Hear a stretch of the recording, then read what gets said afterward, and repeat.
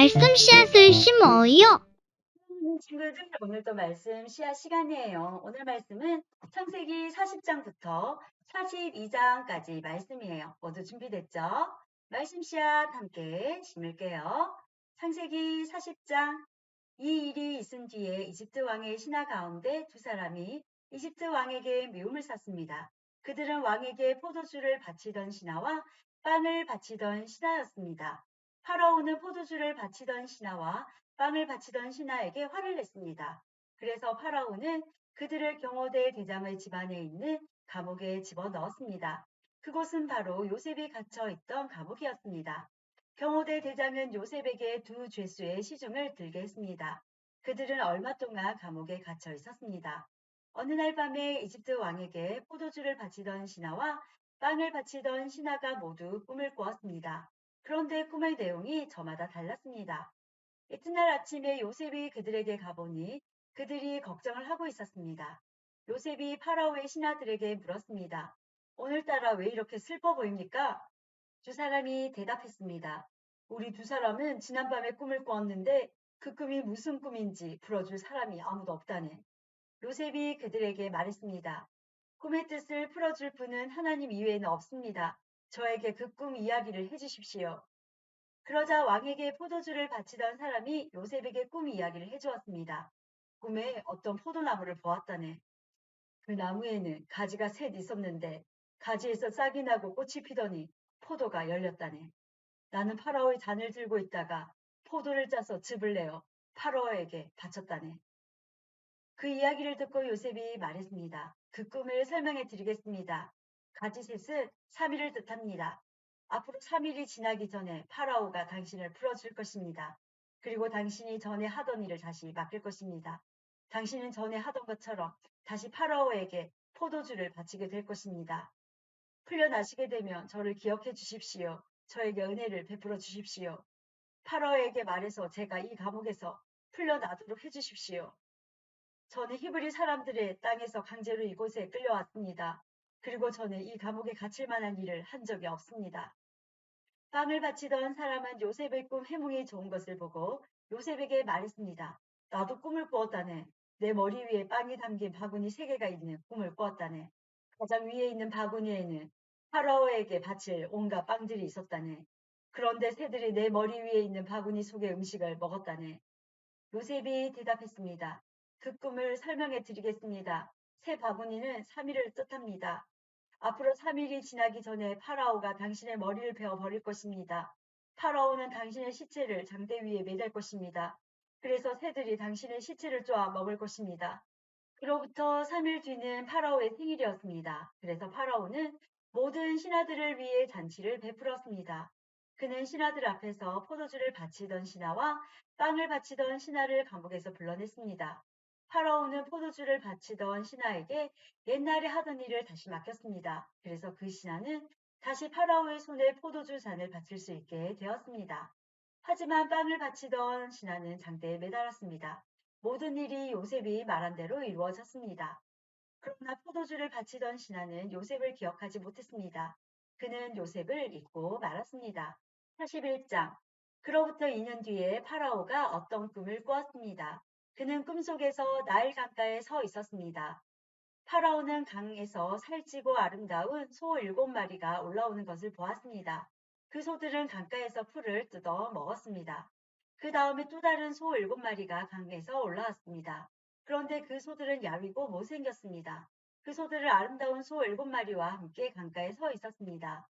그런데 야위고 못생긴 소 7마리가 살찌고 아름다운 소 7마리를 잡아먹었습니다. 바로 그때 파라오는 잠에서 깼습니다. 그리고 나서 파라오는 다시 잠들어 또 꿈을 꾸었습니다. 파라오는 꿈속에서 잘 자라고 토실토실한 이삭 7개가 한 가지에 난 것을 보았습니다. 그 다음에는 또 다른 7이삭이 솟아 나온 것이 보였는데 그 이삭들은 야윈데다가 동쪽에서 불어오는 바람 때문에 바싹 말라 있었습니다. 그 야윈 이삭들은 잘 자라고 토실토실한 이삭을 잡아먹었습니다. 바로 그때 파라오가 또다시 잠에서 깼습니다. 깨어나 보니 모든 것이 꿈이었습니다. 이튿날 아침 파라오는 그 꿈 때문에 마음이 편치 못했습니다. 그래서 왕은 이집트의 마술사와 지혜로운 사람들을 다 불렀습니다. 파라오는 그들에게 꿈 이야기를 해주었습니다. 그러나 그 꿈이 어떤 꿈인가를 설명해 줄 수 있는 사람이 아무도 없었습니다. 그때 파라오에게 포도주를 바치는 신하가 말했습니다. 전에 제가 어떤 약속을 했던 일이 기억납니다. 그런데 그 일을 잊고 있었습니다. 파라오께서 저와 빵을 바치던 신하에게 화를 내셨던 때가 있었습니다. 그때 파라오께서는 저희를 경호대 대장의 감옥에 가두셨습니다. 그 감옥에서 우리 두 사람은 같은 날 밤 각기 다른 꿈을 꾸었습니다. 그때 어떤 젊은 히브리 사람이 우리가 있던 감옥에 있었습니다. 그 사람은 경호대 대장의 종이었습니다. 그 사람에게 우리의 꿈 이야기를 해주었더니 그 사람은 우리의 꿈이 무슨 꿈인가를 설명해 주었습니다. 그런데 모든 일이 그 사람이 말한 그대로 되었습니다. 저는 제 옛날 자리를 되찾았고 빵을 바치던 신하는 장대에 달려 처형되었습니다. 파라오는 사람을 보내어 요셉을 불렀습니다. 사람들은 서둘러서 요셉을 감옥에서 풀어주었습니다. 요셉은 수염을 깎고 깨끗한 옷을 입은 뒤에 파라오 앞에 나아갔습니다. 파라오가 요셉에게 말했습니다. 내가 꿈을 꾸었는데 그 꿈이 어떤 꿈인지를 설명해 줄 사람이 없다. 그런데 너는 꿈 이야기를 들으면 그 꿈을 해명할 수 있다는 말을 들었다. 요셉이 파라오에게 대답했습니다. 저는 꿈을 해몽할 능력이 없습니다. 하나님께서 왕을 위해 해몽해 주실 것입니다. 파라오가 요셉에게 말했습니다. 꿈에서 나는 나일 강가에 서 있었는데 거기서 살찌고 아름다운 소 7마리를 보았다. 그 소들은 강에서 나와 풀을 뜯어먹었다. 그런데 또 강에서 다른 소 7마리가 나오는 것이 보였다. 그 소들은 야위고 마르고 못생겼다. 이제껏 내가 이집트의 온 땅에서 보아온 소 중에서 가장 못생긴 소였다. 이 야위고 못생긴 소들이 먼저 나온 살찐 7마리 소를 잡아먹었다. 그런데 이 야윈 소 7마리는 살찐 소 7마리를 잡아먹었으면서도 처음과 똑같이 마르고 못생겨 보였다. 그때 나는 잠이 깼다. 나는 또 다른 꿈도 꾸었다. 어떤 한 가지에 잘 자라고 토실토실한 이삭 7개가 나 있는 것을 보았다. 그런 다음에 다른 7이삭이 또 솟아 나왔는데 그 이삭들은 야위고 말랐다. 그 이삭들은 동쪽에서 불어오는 뜨거운 바람 때문에 바싹 말라 있었다. 그런데 야윈 이삭들이 살찐 이삭들을 잡아먹었다. 나는 이 꿈을 마술사들에게 이야기해 주었지만 아무도 그 꿈이 무슨 꿈인지를 설명해 주지 못했다. 그때 요셉이 파라오에게 말했습니다. 이 두 꿈의 뜻은 똑같습니다. 하나님께서 앞으로 일어날 일을 파라오께 미리 보여주신 것입니다. 좋은 소 7마리는 7년을 뜻합니다. 또 좋은 이삭 7개도 7년을 뜻합니다. 두 꿈은 똑같은 것을 뜻합니다. 마르고 못생긴 7소는 7년을 뜻합니다. 또 동쪽에서 불어오는 뜨거운 바람에 바싹 마른 7이삭도 7년 동안 가뭄이 있을 것을 뜻합니다. 이 일은 제가 말씀드린 대로 일어날 것입니다. 하나님께서는 앞으로 일어날 일을 파라오께 미리 보여주셨습니다. 이집트의 온 땅에는 7년 동안 큰 풍년이 될 것입니다. 그러나 그 7년이 지나면 7년 동안 가뭄이 될 것입니다. 모든 이집트 땅에 언제 풍년이 든 적이 있었나 싶을 만큼 큰 가뭄이 될 것입니다. 가뭄이 온 땅을 뒤덮을 것입니다. 심지어 백성들이 풍년이란 것이 무엇인지를 기억할 수 없을 만큼 가뭄이 심해질 것입니다. 파라오께서는 뜻이 똑같은 꿈을 2번이나 꾸셨습니다. 그것은 하나님께서 이 일을 이루시기로 굳게 작정하셨기 때문입니다. 더구나 하나님께서는 이 일을 곧 이루실 것입니다. 그러니 파라오께서는 매우 지혜롭고 현명한 사람을 뽑으셔서 그 사람에게 이집트 땅을 맡기십시오. 그리고 모든 이집트 땅에 관리들을 세우셔서 풍년이 드는 동안 이집트 땅에서 나는 식물의 5분의 1을 거두어 들이십시오. 그 관리들은 앞으로 있을 풍년 기간 동안 생산될 모든 식물을 거두어 들여야 합니다. 그들은 왕의 권위에 힘입어 곡물을 성마다 쌓아두고 지켜야 합니다. 나중을 위해 그 식물을 저장해 두어야 합니다. 그 식물은 이집트 땅에 닥쳐올 7년 동안의 가뭄 때 써야 할 것입니다. 그렇게 하면 7년 동안 가뭄이 들어도 이집트 백성은 죽지 않을 것입니다. 요셉의 말은 파라오가 듣기에 매우 훌륭한 의견이었습니다. 파라오의 모든 신하들도 같은 생각이었습니다. 그래서 파라오는 신하들에게 요셉보다 이 일을 더 잘할 사람이 어디에 있겠는가? 이 사람에게는 정말로 하나님의 영이 있도다 하고 말했습니다. 파라오가 요셉에게 말했습니다. 하나님께서 이 모든 일을 그대에게 보여주셨다. 그대만큼 지혜롭고 현명한 사람은 없다. 나는 내 왕궁을 그대에게 맡긴다. 모든 백성들이 그대에게 복종할 것이다. 그대보다 높은 사람은 나밖에 없도다. 파라오가 또 요셉에게 말했습니다. 자, 내가 그대에게 모든 이집트 땅을 맡긴다. 그리고 자기 손가락에서 왕의 도장이 찍힌 반지를 빼서 요셉의 손가락에 끼워 주었습니다. 그리고 요셉에게 고운 세마포 옷도 주었습니다. 그리고 요셉의 목에 금목걸이를 걸어 주었습니다. 파라오가 요셉을 자기 수레 다음으로 좋은 수레에 태우니 사람들이 요셉이 탄 수레 앞에서 무릎을 꿇어라 하고 외쳤습니다. 이렇게 하여 파라오는 요셉에게 이집트의 모든 일을 맡겼습니다. 파라오가 요셉에게 말했습니다. 나는 파라오다. 이제는 모든 이집트 땅에 누구라도 그대의 허락 없이는 손과 발이라도 함부로 움직이지 못한다. 그는 요셉에게 사브나 바네아라는 이름을 주었습니다. 또 요셉에게 아스낫이라는 사람을 아내로 주었습니다. 아스낫은 온의 제사장인 보디베라의 딸이었습니다. 요셉은 이집트의 모든 땅을 다스리게 되었습니다. 요셉이 이집트 왕 파라오를 섬기기 시작한 때의 나이는 30살이었습니다. 요셉은 이집트 왕 파라오 앞에서 물러나 이집트의 모든 땅을 두루 돌아다녔습니다. 풍년이 든 7년 동안에는 땅의 작물들이 잘 자라났습니다. 요셉은 풍년이 든 7년 동안에 이집트에서 자라난 모든 식물을 거두어 들였습니다. 요셉은 그 식물을 각 성에 쌓아두었습니다. 요셉은 모든 성마다 그 성 근처의 밭에서 자라난 식물을 쌓아두었습니다. 요셉은 바다의 모래와 같이 많은 곡식을 쌓아두었습니다. 쌓아둔 곡식이 너무 많아서 다 셀 수가 없을 정도였습니다. 요셉의 아내는 온의 제사장 보디베라의 딸 아스낫이었습니다.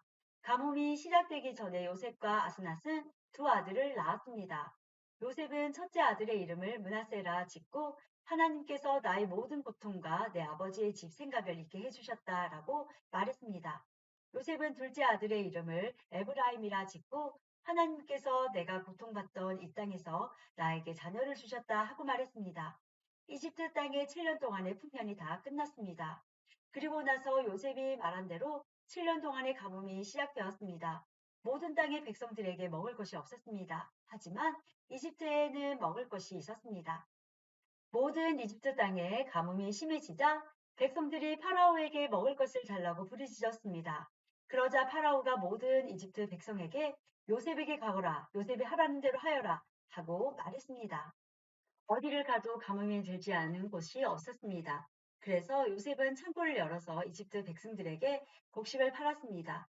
왜냐하면 이집트 땅에도 가뭄이 심했기 때문입니다. 모든 땅의 백성들이 곡식을 사기 위해 이집트에 요셉에게 왔습니다. 온 세계에 심한 가뭄이 들었기 때문이었습니다.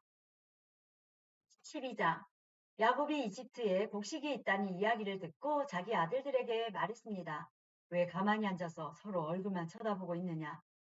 듣자 하니 이집트에는 곡식이 있다고 한다.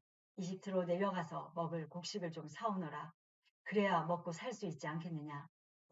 그리하여 요셉의 형 10명이 곡식을 사려고 이집트로 내려갔습니다. 하지만 야곱은 요셉의 동생 베냐민은 형들과 함께 보내지 않았습니다. 야곱은 베냐민에게 좋지 않은 일이 일어날까봐 두려워했습니다. 가나안 땅에도 가뭄이 들었기 때문에 이스라엘이라고도 부르는 야곱의 아들들은 곡식을 사기 위해 다른 많은 사람들과 함께 이집트로 내려갔습니다. 그때 요셉은 이집트의 총리였습니다.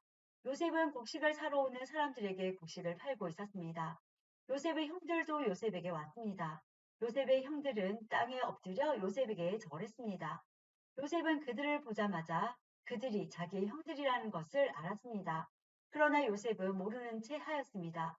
요셉이 쌀쌀한 말투로 물어보았습니다. 너희들은 어디에서 왔느냐?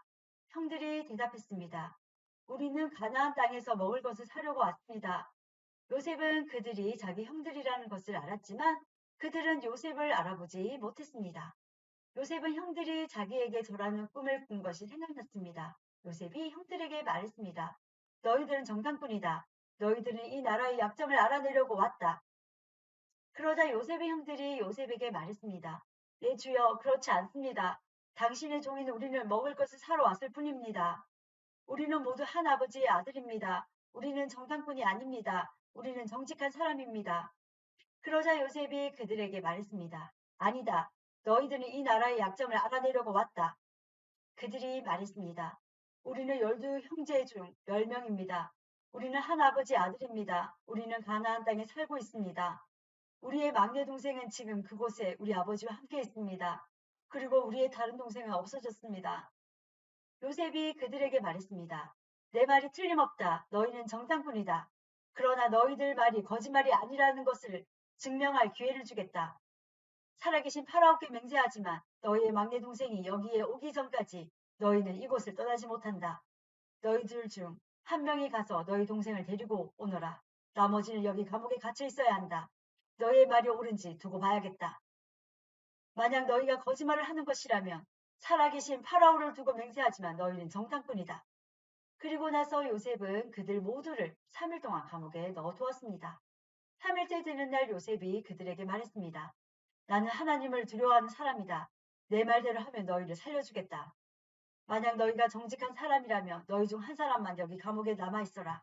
그리고 나머지 사람들은 곡식을 가지고 돌아가서 너희의 굶주린 식구들에게 먹을 것을 주어라. 그리고 나서 너희의 막내 동생을 데리고 오너라. 만약 그렇게 하면 너희의 말이 진실인 줄 알고 너희를 살려주겠다. 그들이 요셉의 말대로 하기로 했습니다. 그들이 자기들끼리 말했습니다. 우리가 동생에게 한 일 때문에 이런 벌을 받는가 보다. 우리는 동생이 고통을 당하면서 우리에게 살려달라고 애원하는 것을 보면서도 동생의 말을 듣지 않았다. 그래서 우리가 지금 이런 고통을 당하는 것이다. 그러자 루우벤이 그들에게 말했습니다. 내가 그 아이를 해치지 말라고 하지 않았느냐?